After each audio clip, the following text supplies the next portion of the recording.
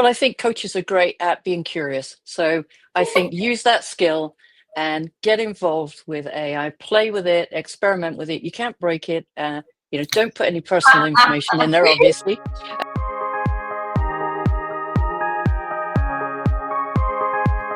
Hello, and I am super excited today because I am introducing you to one of my colleagues, one of the ICF staff members, Susan Caesar. And Susan is our director of AI or artificial intelligence. And Susan, you do have quite an interesting career. So instead of me trying to introduce you, why don't you tell our viewers and listeners a little bit about your previous experience and how you ended up with ICF? Okay, yeah, thank you. And thank you for the opportunity, Magda. It's lovely to be here with you. Yes, so my background is I started off as a graphic designer and a creative, actually. But then pretty soon I was curious about where all the adverts were going and what people were doing to respond to the adverts that we were creating in a digital marketing agency, actually. And so then I moved into the operational space. And when I was in the operational space, I could see how people were being impacted by bad design or bad technology or bad deployments. And so I really wanted to make organizations serve their people, both employees and customers, better. So I just found ways to influence how digital technology was being introduced into organizations, both non-profit and profit organizations. And I've spent my career doing that. So digital transformation for me started all the way back when the internet first came in with Microsoft, and then mobile and the e-commerce and everything, social media. AI has been a flavor all the way through that. And then my last corporate job was with Airbnb, where I was working on the guest and host platform, putting generative AI into that organization. And that led me to ICF, in that my executive coach, Wendy Brakeman, knew that ICF was looking for somebody to do this role. She knew I was really passionate about ethical and responsible AI, so she recommended I apply, and here I am. Yeah, we owe it to Wendy. Thank you, Wendy. It's been about a year now, no, Susan, that Yes. you are with ICF.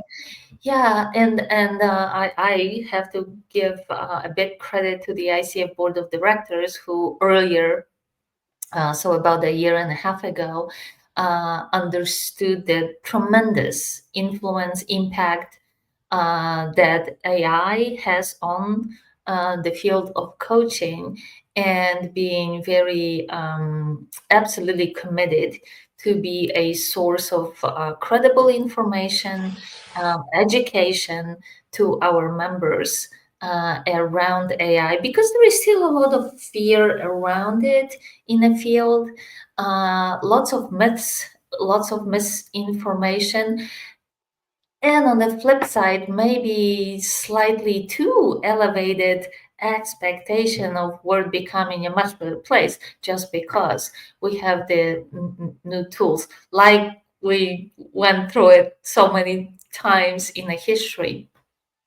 But from your perspective, Susan, why is it important to talk about AI in the context of coaching?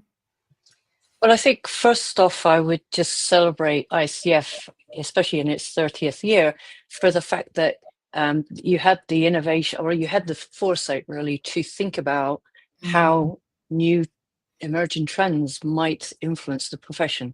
So I think it was back in April 2021 when ICF started to work both with the AI standards and framework task force, and the AI group that reported into the board. And as a result of that, obviously, we now have the AI framework and standards that was launched last November. And I've been hired to help drive the adoption and use of AI and AI tools within the coaching profession.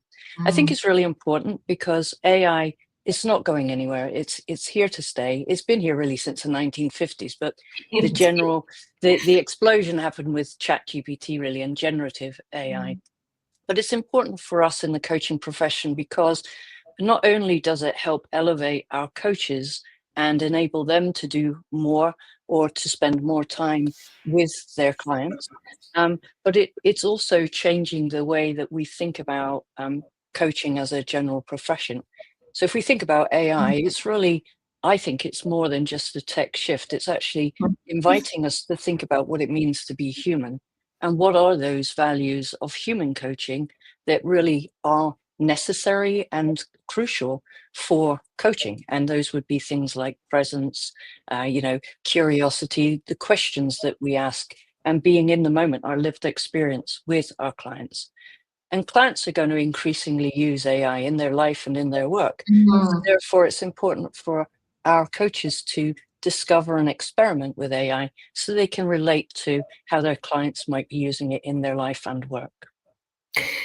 I think that this is one of the possibly often neglected aspect, and I think it's true for so many other facets of coaching. But it's almost like coaches have to be a step ahead to be able to support their clients in their curiosities, in their fears, or in their enthusiasm for whatever it might be, and AI and using AI tools in particular. But as you mentioned, I think within the ICF context, we talk about AI in at least three different uh, aspects. One is how AI can help a coach to run their business in a more effective way.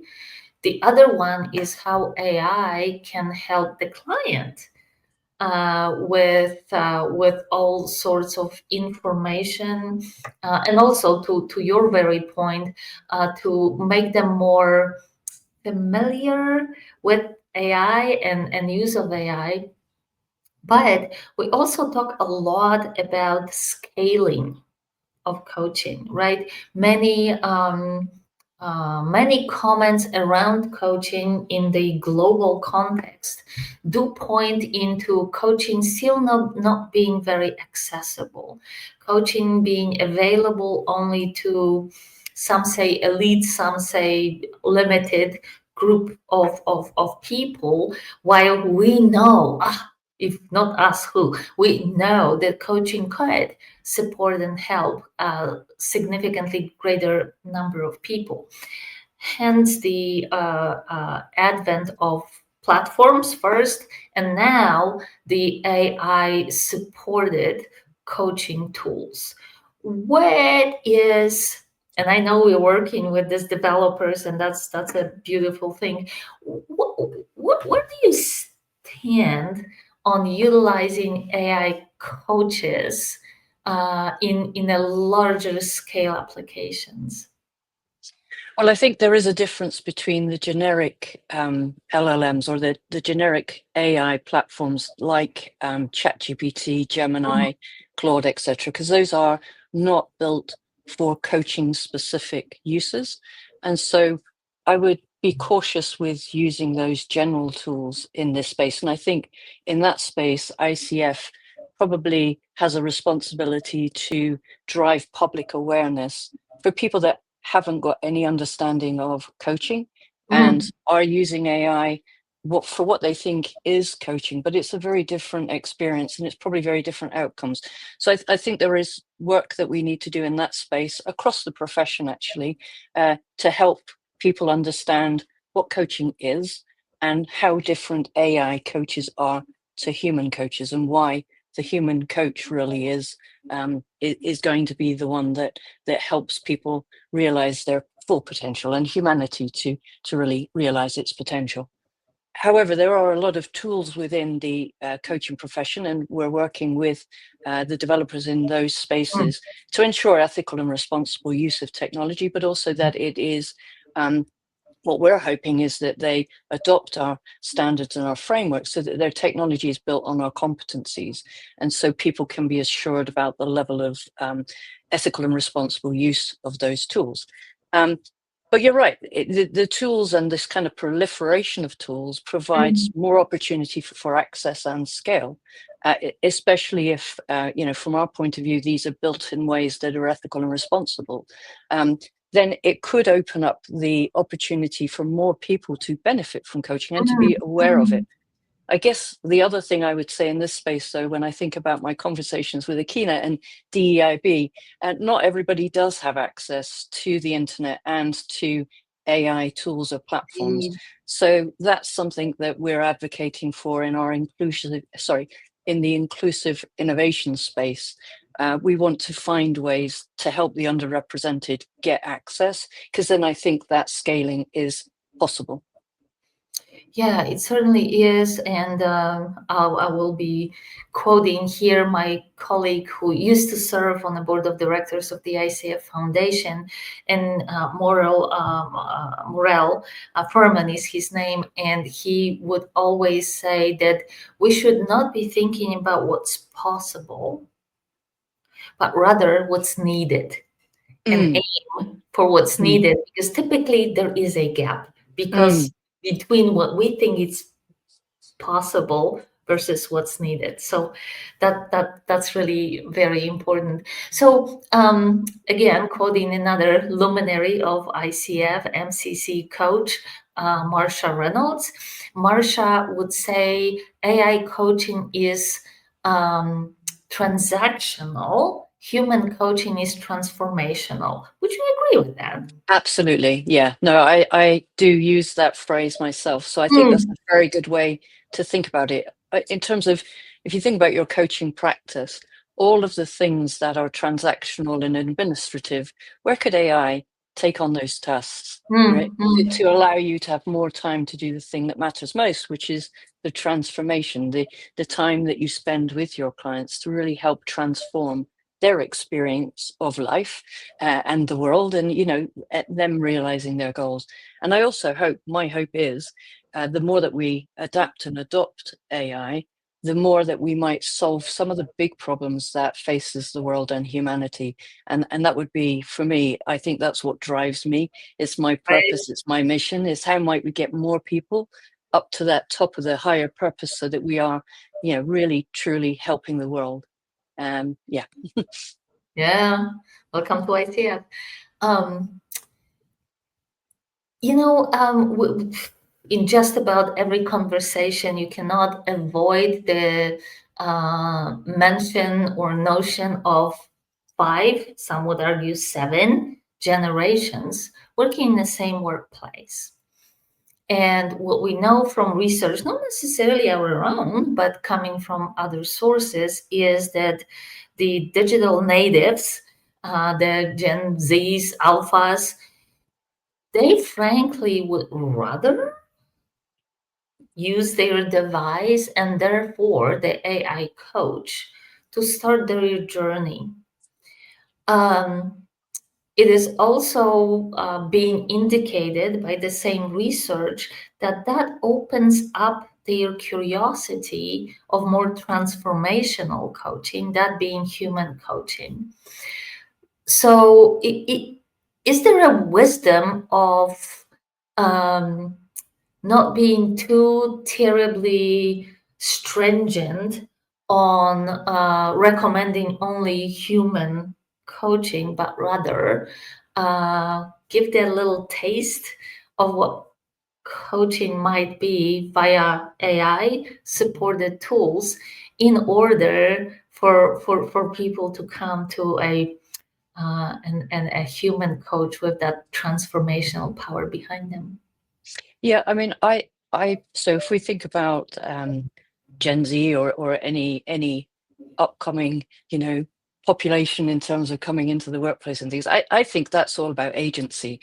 People want to feel empowered. They want to have agency in the way that they live, the way that they work. And all Mhm. of these tools enables you to be liberated as a person and really, affect impact. And so I'm all for finding ways to provide people with agency. And in the context of AI, I think we're currently experimenting with how do we vet and validate these technologies in order that we could understand that they are ethical and responsible. I think if we can understand that the technology is built in a way that is rigorous and compliant with our standards, I would love to see simulations or role plays being done in a way that does introduce new people to the joys and benefits and value of coaching. But yeah, it's how do we do that in a way that is aligned to ICF standards and everything that we've stood for the last 30 years? How do we ensure that we take that into the next 30 years? Indeed. During our conversation, you did mention ethics several times, and ethics are very close to my heart. I think that this is one of the most important pillar of coaching, being a profession and being a respected and credible profession. And we know it from other disciplines. Technology often develops quicker than the ethics around it. So,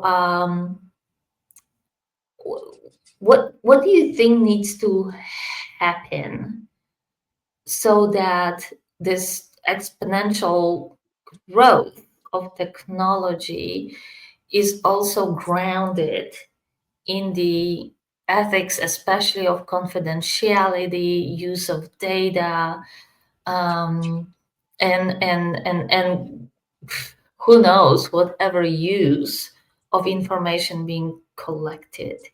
Mm. And another big topic that shows up a lot in our conversations is, does it have to be disclosed if you're working with a human coach or an AI coach? Where do you stand on that?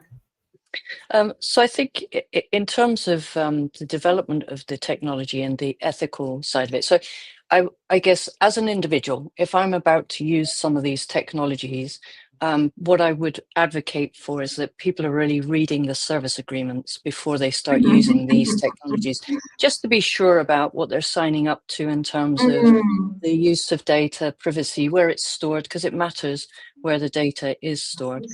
But Okay. it's I was talking to colleagues the other day, and I think it's increasingly difficult to extract ourselves from the fact that there is our data is being used, whether it's email data stored or whatever. So we are going to have to find ways as people to find our trusted sources and to be savvy about the service agreements that we're signing up to. So as individuals, it's about reading those service agreements, knowing what you are signing up to with your provider.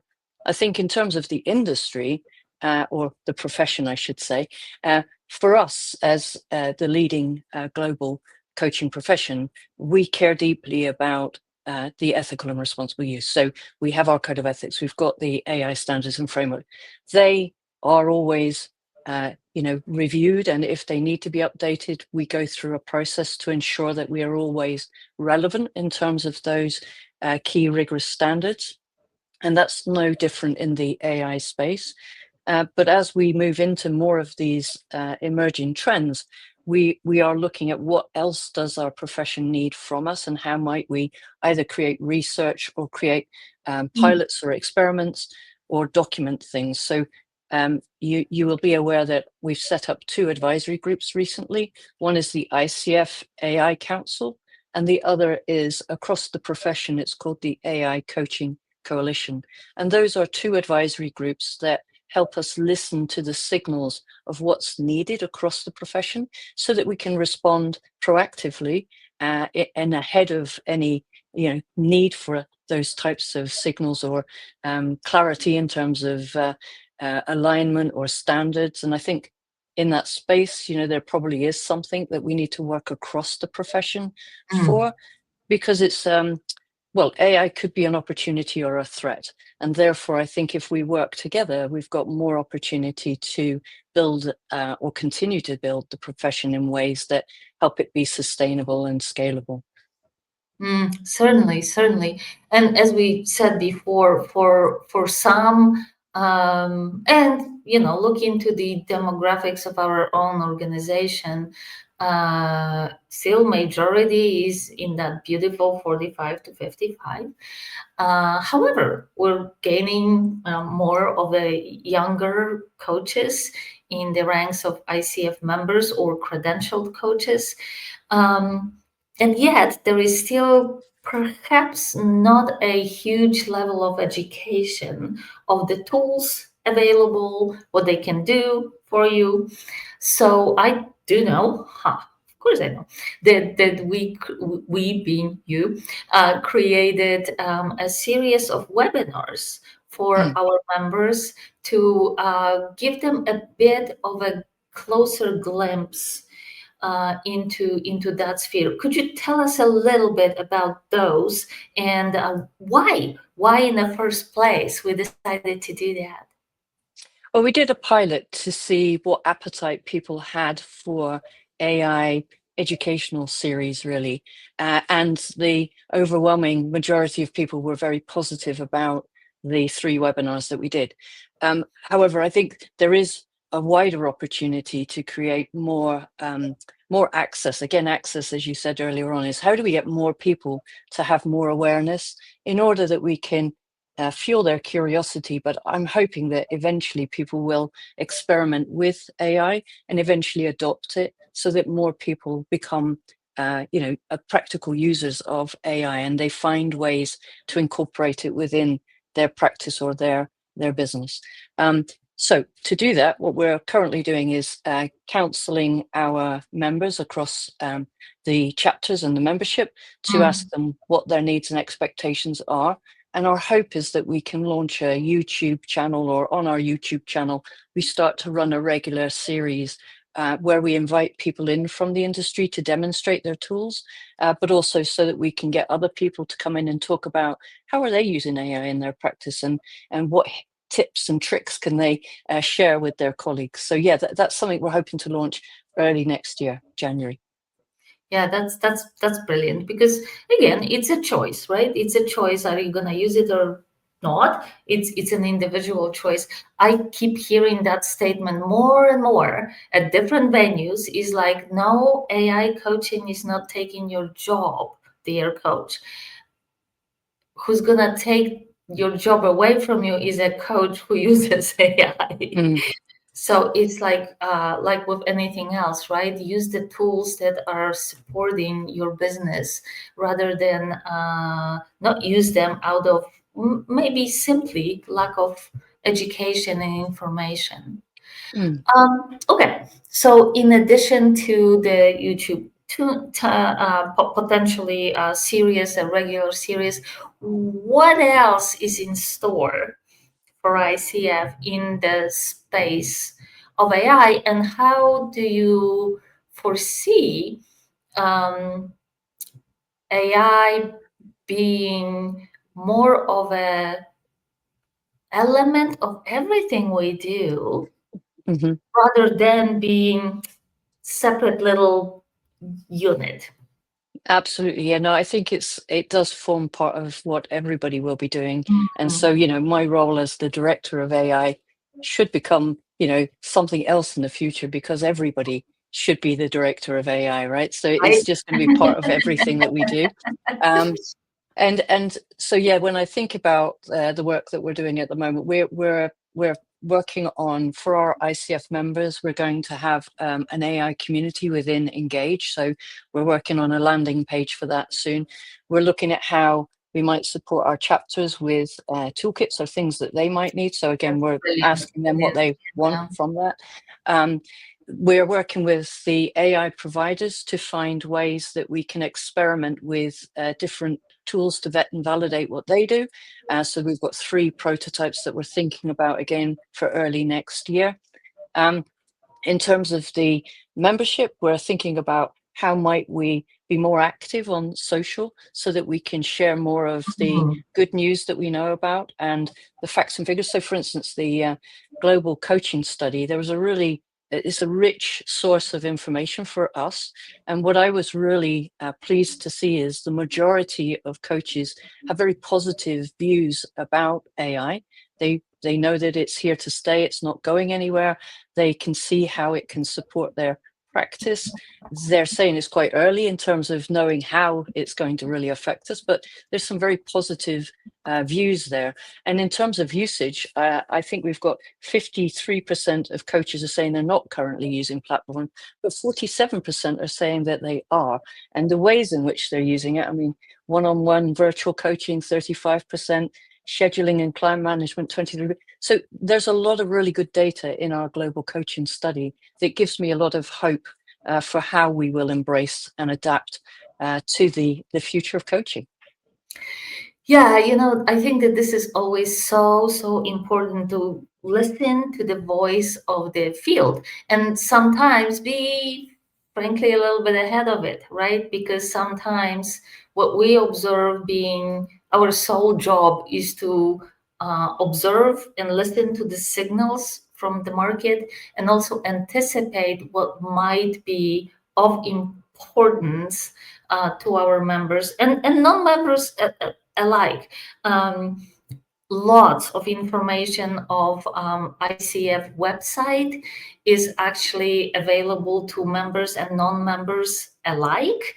So I'll invite everybody to coachingfederation.org to check it out, including the 2025 Global Coaching Study Executive Summary is available for free for everybody. So check it out. And Susan was just quoting some very interesting statistics around use of AI.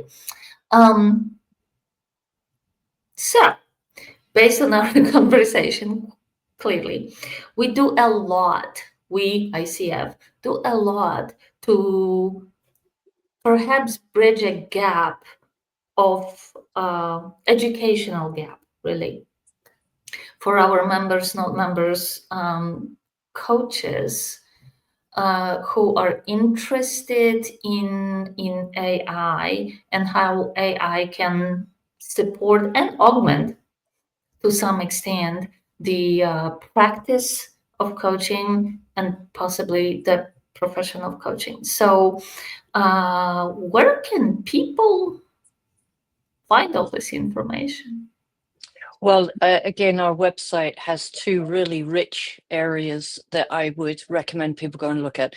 So on our website, if you go to the coaching and technology area, you'll be able to find a lot of really good assets. So the standards and frameworks I've talked about, our code of ethics is there. We've just recently published an acceptable use document, which helps coaches and their clients. I think that's a really good resource. But also I would talk about the research portal that I know has been a part of our website now for over 11 years. So big shout out to Joel for that. But that's a really good source of research papers that, are useful in terms of thinking about how do we adopt and adapt to the future of coaching.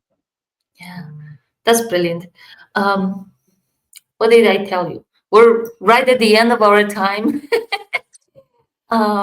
Thank you so much, Susan, for really joining us to discuss something very important, something that, as we said, either excites people to no end or frightens people to no end.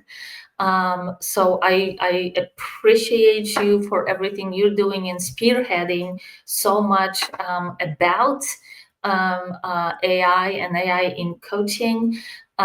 Susan, again, proudly is the member of our staff. You can check her on her LinkedIn profile. Susan, any parting word to our viewers today? Well, I think coaches are great at being curious. So I think use that skill and get involved with AI, play with it, experiment with it. You can't break it. Don't put any personal information in there, obviously. And I think also one last shout out to all the volunteers that are working with me in the ICF AI Council and the AI Coaching Coalition. I'm very grateful for all of the passion and energy that they're putting into the future of coaching. Thank you. Susan Caesar, our ICF Director for Artificial Intelligence. Thank you so much for joining us today. And guys, I'll see you next month. Thank you, Magda. Thank you, everybody.